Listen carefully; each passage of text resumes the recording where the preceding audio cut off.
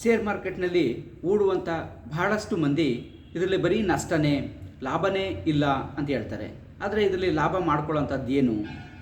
ಇದು ಮುಖ್ಯವಾಗಿ ಹೊಸದಾಗಿ ಶೇರ್ ಮಾರ್ಕೆಟ್ಗೆ ಬರುವಂಥವ್ರು ಅಥವಾ ಶೇರ್ ಮಾರ್ಕೆಟ್ನ ಬಗ್ಗೆ ಇನ್ನೂ ಸರಿಯಾಗಿ ತಿಳ್ಕೊಳ್ಳದೇ ಇರುವಂಥವ್ರು ಪ್ರಮುಖವಾಗಿ ನೋಡುವಂಥ ಒಂದು ವಿಡಿಯೋ. ಇದರಲ್ಲಿ ನಾನು ಮೊದಲನೇದಾಗಿ ಡಿಸ್ಕ್ಲೈಮರನ್ನು ಕೊಡ್ತೇನೆ. ಇದರಲ್ಲಿ ಯಾವುದೇ ಒಂದು ಶೇರ್ಸನ್ನು ನಾನು ಇದರಲ್ಲಿ ರೆಕಮೆಂಡನ್ನು ಮಾಡ್ತಾ ಇಲ್ಲ. ಸೊ ನಿಮ್ಮ ಒಂದು ಕಲಿಕೆಗಾಗಿ, ನಿಮ್ಮ ಅಧ್ಯಯನಕ್ಕಾಗಿ ಹೆಚ್ಚಿನ ಒಂದು ಮಾಹಿತಿಯನ್ನು, ಇನ್ಫಾರ್ಮೇಷನ್ಸನ್ನು ಒದಗಿಸುವ ಒಂದು ಕೆಲಸವನ್ನು ಈ ವಿಡಿಯೋದ ಮೂಲಕ ಮಾಡ್ತಾ ಇದ್ದೇನೆ. ನೀವಿನ್ನೂ ನಮ್ಮ ಚಾನಲ್ಗೆ ಸಬ್ಸ್ಕ್ರೈಬ್ ಆಗಿಲ್ಲ ಅಂದರೆ ಸಬ್ಸ್ಕ್ರೈಬ್ ಆಗಿ. ಶೇರ್ ಮಾರ್ಕೆಟ್ನ ಮತ್ತು ಅರ್ನಿಂಗ್ ವಿಚಾರಕ್ಕೆ ಸಂಬಂಧಪಟ್ಟಂತೆ ಹೊಸ ಟೆಕ್ನಾಲಜಿ ಮತ್ತು ಹೊಸ ವಿಷಯಗಳಿಗೆ ಸಂಬಂಧಪಟ್ಟಂತೆ ನಿಮಗೆ ನಮ್ಮ ವಿಡಿಯೋಗಳು ಮೊದಲು ತಲುಪುತ್ತೆ. ಹಾಗಾಗಿ ನೀವು ನಮ್ಮ ಚಾನಲ್ಗೆ ಸಬ್ಸ್ಕ್ರೈಬ್ ಆಗಿ, ಹಾಗೆ ಬೆಲ್ ಬಟನ್ ಪ್ರೆಸ್ ಮಾಡಿ. ನಮ್ಮ ಎಲ್ಲ ವಿಡಿಯೋಗಳು ನಿಮಗೆ ಮೊದಲು ತಲುಪುತ್ತೆ. ಈ ಶೇರ್ ಮಾರ್ಕೆಟಲ್ಲಿ ಬಹಳಷ್ಟು ಮಂದಿ 90% ಅಂತಲೇ ಹೇಳ್ಬೋದು ಲಾಸನ್ನೇ ಯಾಕೆ ಮಾಡ್ಕೊಳ್ತಾ ಹೋಗ್ತಾರೆ ಅಂದರೆ ಇದರ ಅನುಭವ ಇಲ್ಲದೆ ಇರೋದಕ್ಕೆ. ಅದರ ಅನುಭವನಾದರೂ ಪಡ್ಕೊಳ್ಳೋಂಥದ್ದು ಏನು, ಆ ಟ್ರಿಕ್ಕಿ ಪಾಯಿಂಟ್ಗಳನ್ನು ಏನು, ಮೂಲಭೂತವಾಗಿ ಟ್ರಿಕ್ಕಿ ಪಾಯಿಂಟ್ಗಳನ್ನು ಏನು ತಿಳ್ಕೋಬೇಕು ಅನ್ನೋ ವಿಚಾರನ ನೋಡೋಣ. ಆ ಟ್ರಿಕ್ಕಿ ಪಾಯಿಂಟ್ಗಳನ್ನು ತಿಳ್ಕೊಂಡ್ರೆ ಲಾಭ ಮಾಡ್ಬೋದಾ ಅನ್ನೋದು ಅದಕ್ಕೆ ಸಂಬಂಧಪಟ್ಟಂತೆ ನೀವು ಯಾವ ರೀತಿಯ ಒಂದು ಅಧ್ಯಯನವನ್ನು ಮಾಡ್ತೀರಿ ಅನ್ನೋದಕ್ಕೆ ಸಂಬಂಧಪಟ್ಟಂತೆ ಇರುತ್ತೆ. ಇಲ್ಲಿ ಶೇರ್ ಮಾರ್ಕೆಟ್ಗೆ ಬರ್ತಾರೆ, ಹಣವನ್ನು ಹಾಕ್ತಾರೆ, ಒಂದು ಡಿಮೆಂಟ್ ಅಕೌಂಟನ್ನು ಬ್ಯಾಂಕಲ್ಲೋ ಅಥವಾ ಈಗ ಆನ್ಲೈನ್ ಆ್ಯಪ್ಗಳೆಲ್ಲ ಇರೋದ್ರಿಂದ ಆನ್ಲೈನ್ ಆ್ಯಪ್ಗಳಲ್ಲಿ ಒಂದು ಡಿಮೆಂಟ್ ಅಕೌಂಟನ್ನು ಮಾಡಿಕೊಂಡು ಹಣವನ್ನು ಹೂಡಿಕೆಯನ್ನು ಮಾಡ್ತಾರೆ. ಸೊ ಶೇರ್ ಮಾರ್ಕೆಟ್ ಏನಕ್ಕೆ ಹೋಗ್ತಾ ಇದೆ ಮೇಲಕ್ಕೆ, ಏನಕ್ಕೆ ಕೆಳಗೆ ಬರ್ತಾ ಇದೆ ಅನ್ನುವಂಥ ಒಂದು ಫಂಡಮೆಂಟಲ್ ಅಂಶವನ್ನೇ ತಿಳ್ಕೊಳ್ಳದೆ ಸುಮ್ಮನೆ ಹಾಕುವಂಥದ್ದು. ಆಮೇಲೆ ಕೆಳಗಡೆ ಹೋಗ್ಬಿಡ್ತು, ನಂಗೆ ಲಾಸ್ ಆಗಿಬಿಡ್ತು, 10% ಲಾಸ್ ಆಯಿತು, 20% ಲಾಸ್ ಆಯಿತು ಅಂತಂತೇಳಿ ಪ್ಯಾಂಡಮಿಕ್ ಆಗಿ ಅದನ್ನು ಸೇಲ್ ಮಾಡೋವಂಥದ್ದು, ಎದುರುಕೊಂಡು ಸೇಲ್ ಮಾಡೋವಂಥದ್ದು, ನಷ್ಟ ಮಾಡ್ಕೊಳ್ಳೋವಂಥದ್ದು. ಇದು ಲಿಟ್ಲ್ ಬಿಟ್ ಅಮೌಂಟ್ನಲ್ಲಿ ಕಲಿಕೆಗಾಗಿ ಮಾಡಿದರೆ ಅದು ಏನೋ ಅಂತ ತೊಂದರೆ ಇಲ್ಲ. ಲಕ್ಷಾಂತರ ರೂಪಾಯಿ, ಸಾವಿರಾರು ರೂಪಾಯಿ, 50,000, 1 ಲಕ್ಷ, 2 ಲಕ್ಷ ಈ ರೀತಿಯಲ್ಲಿ ಹಾಕಿ ಕಲಿತಾ ಇದ್ದೀನಿ ಅಂತೇಳಿ ಮಾಡೋಕ್ಕೆ ಹೋದಾಗ ತುಂಬ ನಷ್ಟಗಳನ್ನು ಮಾಡ್ಕೋಬೇಕಾಗತ್ತೆ. ಸೊ ಶೇರ್ ಮಾರ್ಕೆಟ್ನಲ್ಲಿ ಕೆಲವೊಂದು ಟ್ರಿಕ್ಕಿ ಪಾಯಿಂಟ್ಗಳನ್ನು ತಿಳ್ಕೊಬೇಕಾಗತ್ತೆ. ಇಲ್ಲ ಅಂತಂದರೆ ಬರೀ ಲಾಸೇ ಆಗ್ತಾ ಹೋಗ್ತಾ ಇರ್ತದೆ. ಸೊ ಹಾಗಾಗಿ ಯಾವಾಗಲೂ ಶೇರ್ ಮಾರ್ಕೆಟ್ ಈ ಹಿಂದಿನ ಇತಿಹಾಸದ ಬಗ್ಗೆ ಒಂದು ಅರಿವು ನಿಮಗೆ ಇರಬೇಕು. ಅದು ಮೂಲಭೂತವಾಗಿ ಏನು ಅಂತಂದರೆ ಶೇರ್ ಮಾರ್ಕೆಟ್ ಕೆಲವೊಂದು ಸಂವೇದನಾಶೀಲ ವಿಷಯಗಳಿಗೆ ಅಪ್ ಆ್ಯಂಡ್ ಡೌನ್ ಆಗುತ್ತೆ, ಏರುತ್ತೆ, ಇಳಿಗುತ್ತೆ ಅನ್ನೋದು. ಶೇರ್ ಮಾರ್ಕೆಟ್ ಯಾವಾಗಲೂ ಇಮ್ಯಾಜಿನೇಷನ್ ಮೇಲೆ ನಡೀತಾ ಇರ್ತದೆ. ವಾಸ್ತವಿಕವಾಗಿ ಬಂದ ನಂತರದಲ್ಲಿ ನಡೆಯೋದಲ್ಲ, ಮುಂದೆ ಹಿಂಗೆ ಆಗುತ್ತೆ ಅನ್ನೋ ಒಂದು ಕೆಲವೊಂದು ಪಾಯಿಂಟ್ಗಳ ಬೇಸ್ಡ್ ಮೇಲೆ ಅಪ್ ಆ್ಯಂಡ್ ಡೌನ್ ಆಗ್ತಾ ಇರ್ತದೆ. ಇದನ್ನು ಮುಖ್ಯವಾಗಿ ನಿಮ್ಮ ಮೈಂಡಲ್ಲಿ ಇಟ್ಕೋಬೇಕು.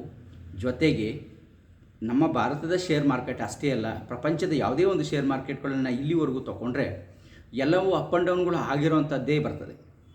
ಅದರಲ್ಲಿ ಮುಖ್ಯವಾಗಿ ಯಾವುದೇ ಒಂದು ಅಪ್ ಆ್ಯಂಡ್ ಡೌನ್ ಆಗಿದ್ರೂ ಕೂಡ ದೀರ್ಘಕಾಲದಲ್ಲಿ ಅದು ಅಪ್ ಆಗ್ತಾನೇ ಇದೆ ಅನ್ನೋದನ್ನು ನಾವು ಗಮನಿಸ್ಬೋದು. ಈಗ ನಮ್ಮ ಭಾರತೀಯ ಶೇರ್ ಮಾರ್ಕೆಟ್ಗೆ ಸಂಬಂಧಪಟ್ಟಂಗೆ ಬಂದರೆ ಈಗ 4-5 ವರ್ಷಗಳ ಹಿಂದೆ ಇದ್ದಂಥದ್ದು ಈಗ ಡಬಲ್ ಆಗಿದೆ ಶೇರ್ ವ್ಯಾಲ್ಯೂಗಳು. ಮತ್ತು ಆ ಶೇರ್ನ ಪಾಯಿಂಟ್ಸ್ಗಳು ಏನಿದೆ ಇದನ್ನು ನೋಡ್ಬೋದು. NSE ಆಗಿರ್ಬೋದು, BSE ಆಗ್ಬೋದು, ಇವುಗಳು ಕೂಡ ಒಂದು ಡಬಲ್ ಆಗಿರೋಂಥದ್ದನ್ನ ಈಗ 4-5 ವರ್ಷಗಳ ಹಿಂದೆ ನೋಡ್ಬೋದಾಗಿದೆ. ಸೊ ಈ ಪಾಯಿಂಟ್ಗಳನ್ನು ಇಟ್ಕೊಂಡು ಅಂದರೆ ಮಾರ್ಕೆಟ್ ಅಪ್ಪ ಹಾಗೆ ಆಗುತ್ತೆ ಲಾಂಗ್ ಟೈಮಲ್ಲಿ ಅನ್ನೋದು ಸತ್ಯವಾದಂಥ ಒಂದು ಸತಸಿದ್ಧವಾದಂಥ ಒಂದು ಮಾತಾಗಿದೆ. ಇದರ ಬಗ್ಗೆ ಇಂದಿನ ಇತಿಹಾಸವನ್ನು ಈ ರೀತಿ ತಿಳ್ಕೋಬೇಕು. ಇದು ಸಂವೇದನಾಶೀಲ ವಿಷಯಗಳಿಗೆ ಮಾರ್ಕೆಟ್ ಏರಿಳಿತಗಳನ್ನು ಕಾಣ್ತಾ ಇರ್ತದೆ. ಅಂದರೆ ಆರ್ಥಿಕವಾಗಿ ಆಗುವಂಥದ್ದು, ಸರ್ಕಾರಗಳು ಅಥವಾ ಬ್ಯಾಂಕ್ಗಳು ಬಡ್ಡಿಯನ್ನು ವಿಧಿಸುವಂಥದ್ದು, ಕಡಿಮೆ ಮಾಡುವಂಥದ್ದು, ಜಾಸ್ತಿ ಮಾಡುವಂಥ ವಿಚಾರಕ್ಕೆ. ಅಂದರೆ ಅದು ಏನೋ ಒಂದು ಲಿಟ್ಲ್ ಬಿಟ್ ಕಡಿಮೆ ಮಾಡಿದ್ರೆ ನಮಗೇನಾಗುತ್ತೆ, ಶೇರ್ ಮಾರ್ಕೆಟ್ಗೆ ಹಣ ಆಗುತ್ತೆ ಅಂತ ಅನ್ಬೋದು. ಆದರೆ ಆ ಕಡಿಮೆ ಮಾಡಿದಾಗ ಹಣದ ಫ್ಲೋ ಹೇಗಿರ್ತದೆ ಸಮಾಜದಲ್ಲಿ, ಅಂದರೆ ಆರ್ಥಿಕವಾಗಿ ಒಂದು ಮಾರ್ಕೆಟಲ್ಲಿ ಅಲ್ಲಿ ಜನ ಕೊಂಡುಕೊಳ್ಳೋಂಥ ವಸ್ತುಗಳು ಏನು, ಅದರ ಪ್ರಾಡಕ್ಟ್ ಮಾಡೋವಂಥ ಕಂಪ್ನಿಗಳೇನು, ಆ ಕಂಪ್ನಿಗಳಿಗೆ ಆ ಥರ ಆದಾಗ ಲಾಭ ಆಗುತ್ತೆ, ಆ ಲಾಭ ಆದಾಗ ಆ ಕಂಪ್ನಿಯ ಶೇರ್ಗಳಲ್ಲಿ ಇನ್ವೆಸ್ಟ್ಮೆಂಟ್ ಮಾಡಿದಾಗ ಪ್ರಾಫಿಟ್ ಬರುತ್ತೆ. ಹೀಗೆ ಎಕ್ಸಾಂಪಲ್ ಯಾವುದೋ ಒಂದು ಆರ್ಮಿ ವಸ್ತುಗಳಿಗೆ ಒಂದು ರಾಕೆಟ್ಗಳಿದು ಆಗಿರ್ಬೋದು, ಅಥವಾ ಒಂದು ಲಾಂಚರ್ಸ್ ಆಗಿರ್ಬೋದು, ಏರ್ಕ್ರಾಫ್ಟ್ಸ್ಗಳಾಗಿರ್ಬೋದು, ಇವುಗಳನ್ನು ಉತ್ಪಾದನೆ ಮಾಡೋದಕ್ಕೆ ಯಾವುದೋ ಒಂದು ಕಂಪ್ನಿಗೆ ಒಂದು ಅಗ್ರಿಮೆಂಟ್ ಆಗುತ್ತೆ ಅಂತ ಇಟ್ಕೊಳ್ಳೋದಾದರೆ ಅಲ್ಲಿ ಯಾವ ಕಂಪ್ನಿಗಳನ್ನು ಅಲ್ಲಿ ಅಗ್ರಿಮೆಂಟ್ ಆಗ್ತಾ ಇದೆ ಅಂತ ಕಂಡು ಬರ್ತಾ ಇದ್ದಾಗೆ ಆ ಕ್ಷೇತ್ರಕ್ಕೆ ಸಂಬಂಧಪಟ್ಟ ಅಲ್ಲಿ ಹೂಡಿಕೆ ಮಾಡುವಂಥ ಎಲ್ಲ ಕಂಪ್ನಿಗಳ ಶೇರ್ಗಳು ಹೈ ಆಗ್ತಾ ಹೋಗ್ತಾ ಇರ್ತದೆ, ಹೆಚ್ಚಾಗ್ತಾ ಹೋಗ್ತಾ ಇರ್ತದೆ. ಅಂದರೆ ಮೂಲ ಅಗ್ರಿಮೆಂಟನ್ನು ಮಾಡ್ಕೊಳ್ಳೋಂಥ ಕಂಪ್ನಿ ಅದು ಶೇರನ್ನು ಇಟ್ಟಿದ್ದರೆ ಆ ಶೇರು ಬೆಲೆ ಜಾಸ್ತಿ ಆಗುತ್ತೆ. ಅದಕ್ಕೆ ಸಂಬಂಧಪಟ್ಟಂತೆ ರಾ ಮೆಟೀರಿಯಲ್ಸನ್ನು ಒದಗಿಸ್ಕೊಳ್ಳೋಂಥ ಕಂಪ್ನಿಗಳು, ಕೆಲವು ಪಾರ್ಟ್ಸ್ಗಳನ್ನು ಒದಗಿಸ್ಕೊಳ್ಳೋಂಥ ಕಂಪ್ನಿಗಳು, ಇವುಗಳು ಅವುಗಳ ಶೇರುಗಳು ಕೂಡ ಹೆಚ್ಚಾಗುತ್ತೆ. ಏನಕ್ಕೆ ಅಂದರೆ ಅಲ್ಲಿ ಒಂದು ಆರ್ಡ್ರನ್ನು ತೊಗೊಂಡ್ರೆ ಸಂಪೂರ್ಣವಾಗಿ ಅದೊಂದೇ ಕಂಪ್ನಿ ಅದನ್ನು ತಯಾರನ್ನು ಮಾಡೋದಿಲ್ಲ. ಸೊ ಅದರ ಬದಲಿಗೆ ಅದು ಕೆಲವೊಂದು ಸಬ್ ಲೀಸ್ಗಳನ್ನು, ಸಬ್ ಆರ್ಡ್ರ್ಗಳನ್ನು ಕೊಡುತ್ತೆ. ಆ ರೀತಿ ಸಬ್ ಆರ್ಡ್ರ್ಗಳನ್ನು ಯಾವ ಕಂಪ್ನಿಗಳು ತಗೋತಾ ಇರ್ತದೆ ಆ ಕಂಪ್ನಿಗಳ ಶೇರುಗಳು ಕೂಡ ರೈಸ್ ಆಗುತ್ತೆ. ಸೊ ಈ ರೀತಿಯಲ್ಲಿ ಯಾವುದೋ ಒಂದು ಹಣದ ಸಮಾಜದಲ್ಲಿ ಅಂದರೆ ಜನರ ಕೈಯಲ್ಲಿ ಹಣ ಹೆಚ್ಚಿಗೆ ಇದ್ದಂಥ ಸಂದರ್ಭದಲ್ಲಿ ಅವರು ಕೊಂಡುಕೊಳ್ಳುವಂಥ ಶಕ್ತಿ ಇದಾಗುತ್ತೆ. ಆ ಹಣ ಯಾರ ಕೈಯಲ್ಲಿದೆ ಅನ್ನೋದನ್ನು ಮುಖ್ಯವಾಗಿ ನೋಡಬೇಕು. ಅಂದರೆ ಕ್ಯಾಟಗರಿ 1 ಇದೆಯಾ, 2 ಇದೆಯಾ, 3 ಇದೆಯಾ ಅನ್ನೋದನ್ನ ನೋಡಬೇಕು. ದಟ್ ಮೀನ್ಸ್ ಕ್ಯಾಟಗರಿ 1 ಅಂತಂದರೆ ಒಂದು ಹೈ ಲೆವೆಲ್ ಲೈಫ್ ಸ್ಟೈಲನ್ನು ಇಟ್ಕೊಂಡಿರೋಂಥವ್ರು, ಮಿಡ್ಲ್ ಕ್ಲಾಸ್ ಪೀಪಲ್ಸು ಮತ್ತು ಪೂರ್ ಪೀಪಲ್ಸು. ಇಲ್ಲಿ ಸರ್ಕಾರಗಳು ಸ್ಕೀಮ್ಗಳನ್ನು ತಂದಿರೋದಾಗಿರ್ಬೋದು ಅಥವಾ ಹಣದ ಫ್ಲೋ ಇದೆಯಲ್ಲ ಅದು ಯಾರ ಕೈಯಲ್ಲಿದೆ ಅನ್ನೋದನ್ನು ನೋಡಬೇಕಾಗುತ್ತೆ. ಒಂದು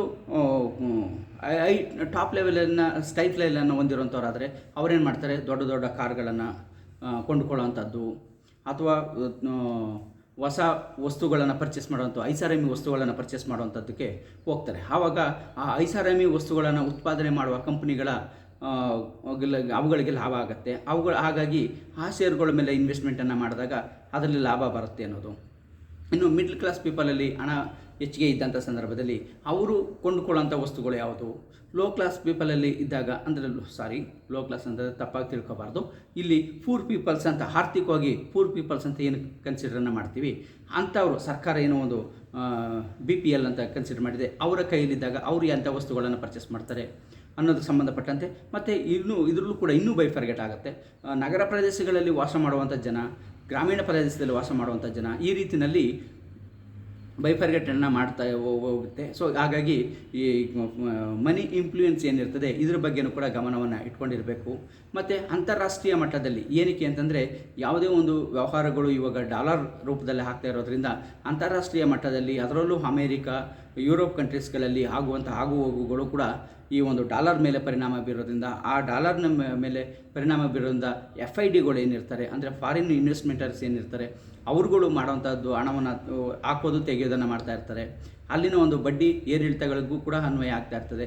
ಸೊ ಈ ರೀತಿಯಲ್ಲಿ ಅಂಶಗಳನ್ನು ಗಮನದಲ್ಲಿಟ್ಕೊಂಡು ಯಾವುದಕ್ಕೆ ಹಣವನ್ನು ಹೆಚ್ಚಿಗೆ ಹಾಕಬೇಕು, ಯಾವುದಕ್ಕೆ ಹಾಕಬಾರ್ದು, ಯಾವ ಸ್ಥಿತಿಯಲ್ಲಿ ಹಾಕಬೇಕು ಅನ್ನೋದನ್ನು ನೋಡ್ಕೋಬೇಕಾಗತ್ತೆ. ಸೊ ಮಾರ್ಕೆಟ್ ಬೀಳ್ತಾ ಇರುವಂಥ ಸಂದರ್ಭದಲ್ಲಿ SIP ಅಂದರೆ ನನಗೆ ಲಾಂಗ್ ಟೈಮ್ಗಿರಲಿ, ನಾನು ಪ್ರತಿ ತಿಂಗಳು ಒಂದಿಷ್ಟು ಹಣ ಹಾಕ್ತಾ ಹೋಗ್ತೀನಿ ಅಂತಂದ ಸಂದರ್ಭದಲ್ಲಿ ಫಂಡಮೆಂಟಲಿ ಆ ಕಂಪ್ನಿಗಳು ಸ್ಟ್ರಾಂಗ್ ಇದೆಯಾ ಅನ್ನೋದನ್ನ ತಿಳ್ಕೊಂಡು ಅಂಥ ಶೇರ್ಗಳ ಮೇಲೆ ಇನ್ವೆಸ್ಟ್ಮೆಂಟನ್ನು ಮಾಡ್ತಾ ಹೋದರೆ ಸೊ ಅವುಗಳು ಇನ್ ಫ್ಯೂಚರಲ್ಲಿ ರೈಸ್ ಆಗುತ್ತೆ. ನಿಮ್ಮ ಒಂದು ಹಣನೂ ಕೂಡ ಡಬಲ್ ಆಗೋ ಸಾಧ್ಯತೆಗಳು ತುಂಬ ಇರುತ್ತೆ. ಸೊ ಹಾಗೆಯೇ ಈ ಶಾರ್ಟ್ ಟೈಮಲ್ಲಿ ಹಣವನ್ನು ಮಾಡೋದಕ್ಕೆ ಪ್ರಾಫಿಟ್ ಬುಕ್ಕಿಂಗನ್ನು ಮಾಡ್ಕೊಳ್ಳೋಂಥವ್ರು ಈ ಕ್ಯಾಂಡಲನ್ನು ಸೂಕ್ಷ್ಮವಾಗಿ ಗಮನಿಸಬೇಕು. ಅದು ಎಷ್ಟು ಪರ್ಸೆಂಟ್ ಏರಿಳಿತಗಳಾಗ್ತಾಯಿದೆ, ಡೈಲಿ ಆಗ್ತಾಯಿದೆಯಾ, 2-3 ದಿನಕ್ಕೆ ಆಗ್ತಾಯಿದೆಯಾ, ವಾರಕ್ಕೆ ಒಂದು ಸರಿ ಆಗ್ತಾಯಿದೆಯಾ, ತಿಂಗ್ಳುಗಟ್ಟಲೆ ಆಗ್ತಾಯಿದೆಯಾ, ಅಂದರೆ ಲಾಸ್ಟ್ ತಿಂಗಳಿಗೂ ಈ ತಿಂಗಳು ಅದರ ಟ್ಯಾಲಿಯನ್ನು ಮಾಡಿಕೊಂಡು ಅದರಲ್ಲಿ ಕಡಿಮೆ ಇದ್ದಂಥ ಸಂದರ್ಭದಲ್ಲಿ ಪರ್ಚೇಸನ್ನು ಮಾಡಬೇಕು. ಕ್ಯಾಂಡಲ್ ಮೇಲಕ್ಕೆ ಹೋದಂಥ ಗ್ರೀನಲ್ಲಿದ್ದಂಥ ಸಂದರ್ಭದಲ್ಲಿ ಅದನ್ನು ಸೇಲನ್ನು ಮಾಡಬೇಕು. ಸೊ ಇಲ್ಲಿ ಪ್ರತಿದಿನ ನೀವು ವೇರಿಯೇಷನ್ಸನ್ನು ಮಾಡ್ಕೊಳ್ತಾ ಹೋಗಬಾರ್ದು. ಒಂದು ಫಿಕ್ಸೆಡನ್ನು ಆಗಬೇಕು. ನಾನು ಇಷ್ಟಕ್ಕೆ ಪರ್ಚೇಸ್ ಮಾಡಿದಾಗ ಎಷ್ಟು ಪ್ರಾಫಿಟ್ ಬಂದರೆ ನಾನು ಸೇಲ್ ಮಾಡಬೇಕು ಅನ್ನೋದನ್ನು. ಸೊ ಆ ಒಂದು ಟಾರ್ಗೆಟ್ಗಳನ್ನು ಇಟ್ಕೊಂಡು ಮಾರಾಟವನ್ನು ಮಾಡ್ತಾ ಹೋದರೆ ಆವಾಗ ಲಾಭವನ್ನು ಮಾಡ್ಕೋಬೋದು. ಈ ಯಾವುದೇ ಒಂದು ಅಂಶಗಳನ್ನು ಗಮನದಲ್ಲಿ ಇಟ್ಕೊಳ್ಳದೆ ಈ ಸುಮ್ಮನೆ ಏಕಾಏಕಿ ನಾನು ಮಾರಾಟ ಮಾಡ್ತೀನಿ, ತಗೋತೀನಿ, ಅಲ್ಲಿ ಹಾಕ್ತೀನಿ, ಹಣವನ್ನು ತಗೋತೀನಿ, ಕಡಿಮೆ ಆಗಿಬಿಟ್ಟಿದೆ, ಎಲ್ಲರೂ ಸೇರೋದು ವಾಪಸ್ ತಗೋತಾ ಇದ್ದಾರಂತೆ, ಫಾರಿನ್ ಇನ್ವೆಸ್ಟ್ಮೆಂಟ್ಸ್ ಎಲ್ಲ ಹೊರಗಡೆ ಹೋಗ್ತಾ ಇದ್ದಾರಂತೆ, ಇನ್ಸ್ಟಿಟ್ಯೂಟ್ಗಳೆಲ್ಲ ಹೊರಗಡೆ ಹಣವನ್ನು ತೆಗಿತಾ ಇದೆಯಂತೆ ಅಂತೇಳಿ ನಾವು ತೆಗೆಯೋದು. ಸೊ ಆ ರೀತಿಯಲ್ಲಿ ಪಂಡಮಕ್ಕೆ ಆಗಬಾರ್ದು. ಇಲ್ಲಿ ಒಂದು ಸ್ಟ್ರಾಂಗ್ ಪೊಸಿಷನಲ್ಲಿ ಇದ್ದು ಅದನ್ನು ಅನಾಲಿಸಿಸನ್ನು ಮಾಡಿ ಅದರ ಬಗ್ಗೆ ಸರಿಯಾಗಿ ತಿಳ್ಕೊಂಡು ಅದರ ಸಂಪೂರ್ಣ ಮಾಹಿತಿಯನ್ನು ತಿಳ್ಕೊಂಡು ಅನಂತರದಲ್ಲಿ ಶೇರ್ಗಳನ್ನು ಇನ್ವೆಸ್ಟ್ಮೆಂಟ್ ಮಾಡಬೇಕು. ಮತ್ತು ನೀವು ಫಿಕ್ಸ್ ಆಗಬೇಕು. ಮತ್ತು ನಿಮ್ಮ ಗಮನದಲ್ಲಿ ಈಗ ಎಷ್ಟೇ ಮಾರ್ಕೆಟ್ ಬಿದ್ದಿದ್ರೂ ಮತ್ತೆ ಇದು ರೈಸ್ ಆಗುತ್ತೆ ಅನ್ನೋದು ನಿಮ್ಮ ಮೈಂಡಲ್ಲಿ ಯಾವಾಗಲೂ ಇಟ್ಕೊಂಡಿರಬೇಕು. ಸೊ ಹಾಗಾಗಿ ಆ ರೀತಿ ಮಾರ್ಕೆಟ್ ಬಿದ್ದಂಥ ಸಂದರ್ಭದಲ್ಲಿ ಅದರ ಒಂಚೂರು ತಾಳ್ಮೆಯಿಂದ ಕಾಯುವಂಥದ್ದಾಗಿರಬೇಕು. ಯಾವಾಗ ಸೇಲನ್ನು ಮಾಡಬೇಕು ಅಂದರೆ ಆ ಕಂಪ್ನಿ ತುಂಬ ವೀಕ್ ಇದೆ, ತುಂಬ ಲಾಸ್ಗೆ ಹೋಗ್ತಾ ಇದೆ ಅನ್ನೋವಂಥ ಸಂದರ್ಭದಲ್ಲಿ ಅಂಥ ಒಂದು ಶೇರ್ಗಳನ್ನು ಮಾರಾಟವನ್ನು ಮಾಡ್ಬೋದೇ ಹೊರತು ಎಲ್ಲ ಸಂದರ್ಭದಲ್ಲೂ ಹಾಗೆ ಮಾಡಬಾರ್ದಾಗಿದೆ.